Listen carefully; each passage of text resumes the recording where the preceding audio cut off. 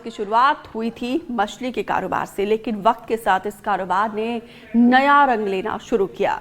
मछली बेचने की पहचान बनाने वाले इस परिवार ने राजनीति में भी पैठ बनाई और खड़ा कर दिया करोड़ों का साम्राज्य। लेकिन यहाँ पर बात सिर्फ मछली तक सीमित नहीं रही। धीरे धीरे इसके पीछे ड्रग्स की तस्करी, हथियारों का धंधा और यौन शोषण का काला कारोबार भी पनपने लगा।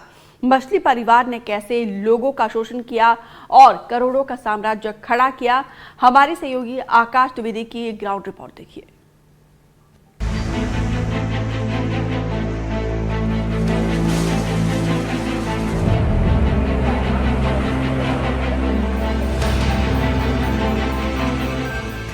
भोपाल हथाईखेड़ा डैम के किनारे खड़ा एक खौफनाक साम्राज्य जिसे लोग जानते हैं मछली परिवार के नाम से। शुरुआत मासूम मछली पकड़ने से, लेकिन धीरे धीरे यह कारोबार काले धंधों का एक ऐसा जाल बन गया जिसमें समा गई ड्रग्स की तस्करी, हथियारों की सप्लाई और यौन शोषण की कहानियां। और जब प्रशासन ने शिकंजा कसा तो 150 करोड़ का साम्राज्य देखते ही देखते मलबे में बदल गया।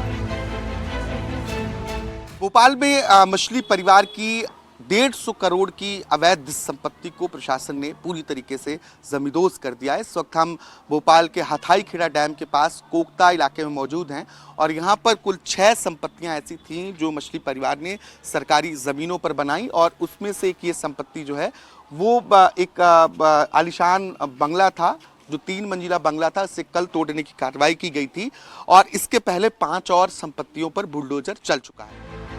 कहानी यहीं खत्म नहीं होती। खेल शुरू हुआ 1983 में जब बनी इस्लाम नगर मछली पालन सहकारी संस्था। कागजों पर 27 मछुआरे, हकीकत में पूरा खेल मछली परिवार के नीलू मियां का।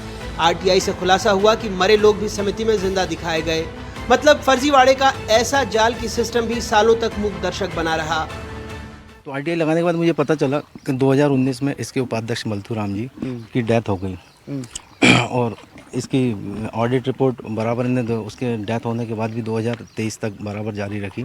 शिकायत तो सूचना अधिकार के माध्यम से पता चला कि टेंडर इसको नीलू मियां को दिया जाता, उसके बाद नीलू मियां उसको अपलोड कर देते सारी मछली परिवार के उसमें और लाखों करोड़ों रुपए का फ़ायदा कमाते हैं। गवर्नमेंट को जो लीज जानी चाहिए वो 22,000 रुपये महीने के उसमें जाती है। करोड़ों रुपये का कारोबार है इनका। हथाईखेड़ा डैम पर मछली पकड़ने की हिम्मत और किसी में नहीं थी। पूरा इलाका जानता था यहाँ सिर्फ मछली परिवार का राज चलता है। खामोशियों में भी यहाँ डर बोलता था। 2013 से तो हम देख रहे हैं यहाँ पे मछली का कारोबार यही लोग करते थे। हम यहाँ स्थानीय लोग हैं यहाँ के। यहाँ पे क्या है, लोकल के लोग मछली पकड़ नहीं सकते। जैसे जिनके पास कुछ रोजमर्रा का कुछ नहीं है तो वो लोग यहाँ पे मछली पकड़ने आएंगे तो उनके साथ मारपीट होगी। उनको बहुत मारते थे और गुंडागर्दी करते। गुंडागर्दी तो उनकी काफ़ी टाइम से चली आ रही है। दूसरों पे झूठी एफआईआर कराना, उनको परेशान करना, उन पे छुरी मारवाना। उनको कई ऐसे केस अगर आप ढूंढेंगे ना थानों में तो कई ऐसे लोग मिल जाएंगे जिन पे झूठी एफआईआर तक हुई हैं। ऐसे ही ज़मीन के भी हमको सुनने में आए थे कि ज़मीन में भी ये लोग यही करते हैं। किसी पेड़ी डाल डरा धमकाया भी जाता था पूरा एक वर्चस्व बनाने की कोशिश। एक परिचित को जानता हूँ जिनकी ज़मीन उन्होंने डरा धमका के खरीदी है।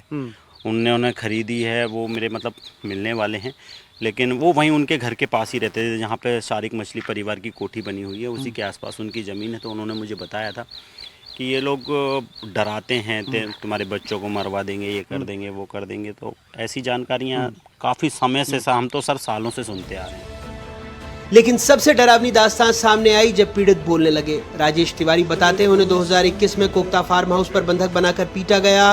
पैसों की वसूली की गई, लड़कियों को भी वहाँ कैद रखा गया था। सालों तक दर दर भटकने के बाद अब जाकर उन्होंने पुलिस में बयान दर्ज कराया।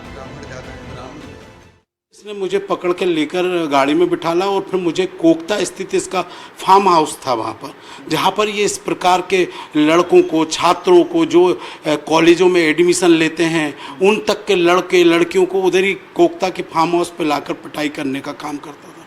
ये मुझे लेकर गया और मुझे वो दिन आज भी याद है कि मुझे पूरी रात इसने मारने का काम करा। बेल्टों से मारा मुझे। जब बेल्टों से मारा और जब मैं अधमरा हो गया तो इसने एक पदार्थ मुझे खिलाया जिससे मैं बेहोश हो गया। मैंने अशोका गार्डन थाने में एप्लीकेशन दी है, बाकायदा आई विटनेस दिए हैं, लेकिन जो यहाँ के डीसीपी शशांक जी हैं वो मालूम नहीं किसके दबाव में है कि मेरे अभी तक 20 दिन हो गए हैं बस यही बोलते हैं कि जाँच चल रही है, जाँच चल रही है, जाँच। आज इस गैंग के 2 बड़े नाम सलाखों के पीछे हैं। यासीन मछली एमडी ड्रग्स तस्करी, यौन शोषण, हाई प्रोफाइल पार्टियों का मास्टरमाइंड, शावर मछली जिसे नाबालिग से दुष्कर्म, पॉक्सो केस, अश्लील वीडियो से ब्लैकमेलिंग का आरोपी बनाया गया है। नाम अलग लेकिन दोनों की कहानी खौफ और गुनाह की दुनिया से।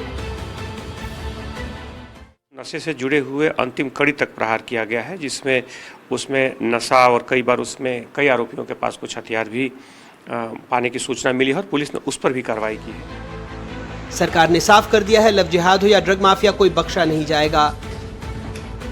ड्रग माफियाओं के माध्यम से जो अपराध हो रहे हैं, हमारी सरकार छोड़ने वाली नहीं, सबको ठिकाने लगाएगी। जो बहन बेटी की तरफ तेरी निगाह से देखेगा, वो कानून के सिकंजे से बचने वाला नहीं है, वो कोई भी हो, कितनी बड़ी जगह पे हर एक को भेदभाव करते हैं। ठोस कार्रवाई हमारी सरकार कर रही है और आगे बढ़ेगी। भोपाल के इस मछली साम्राज्य पर अब बुलडोजर चला है, लेकिन कहानी यहीं खत्म नहीं होती। सवाल यह है कि बुलडोजर से टूटी हवेली के साथ क्या टूटा है सिर्फ कंक्रीट या फिर मछली परिवार का खौफ भी।